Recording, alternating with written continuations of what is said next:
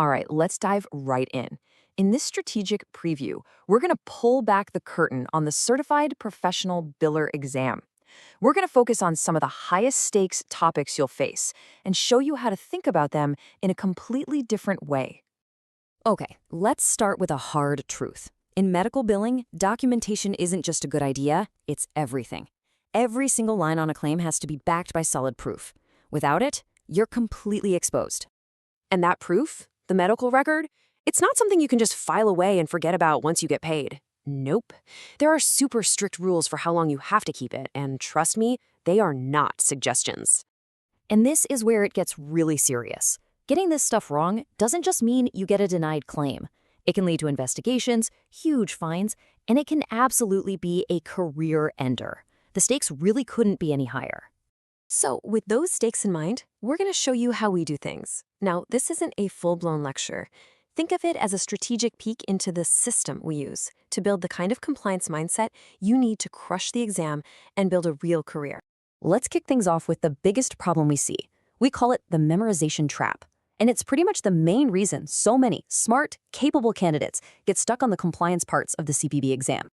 You know, does any of this sound familiar? You're trying to keep all these different retention timelines straight in your head. You know fraud and abuse are bad, but that line between them feels, well, kind of blurry. You've memorized all the definitions, but then you see a real scenario on the exam and you just freeze. That, right there, is the trap. And here's the thing most people miss. The exam isn't trying to see if you can just recite a rulebook. It's designed to see if you can take those rules, apply them to a messy real-world situation, and make the right call under pressure. So how do we fix it? How do we get out of that trap? Well, we stop memorizing and we start using a framework. Let's take medical record retention. Instead of trying to memorize a list of timelines, we build a logical structure around it. This is exactly where we say goodbye to memorization. See the flow here? We don't start with the rules, we start with the why. What's the purpose? From there, we build on it. We go from purpose to protection to proof, and then we get to the specific standards. It creates a mental map you can actually use. And having a system like that is what lets you tackle a question like this one. A payer wants proof for an old claim. The real question isn't just, do you still have the file? No. It's a deeper analysis. What regulations apply here? What was the facility's policy? Was it all legally sound? We teach you how to walk through that, step by step. Now let's take that same framework thinking and apply it to another area that trips people up all the time, that critical difference between fraud and abuse. Getting this right isn't just for the exam, it's for your entire career. On the surface, it seems pretty simple, right? Fraud is when you intentionally try to deceive someone for money. Abuse is when you do something improper, but maybe without that clear criminal intent. But what does that actually look like in a real billing office? So inside the platform, we get right into the nitty-gritty. We look at high-stakes examples where this distinction is everything. We're talking about billing for services that never happened, upcoding, duplicate claims, basically all the red flags that auditors are literally trained to hunt for. And so often, the whole thing, the difference between a costly mistake and a career-ending crime, it all boils down to this one simple but incredibly powerful word: intent. Proving it changes everything.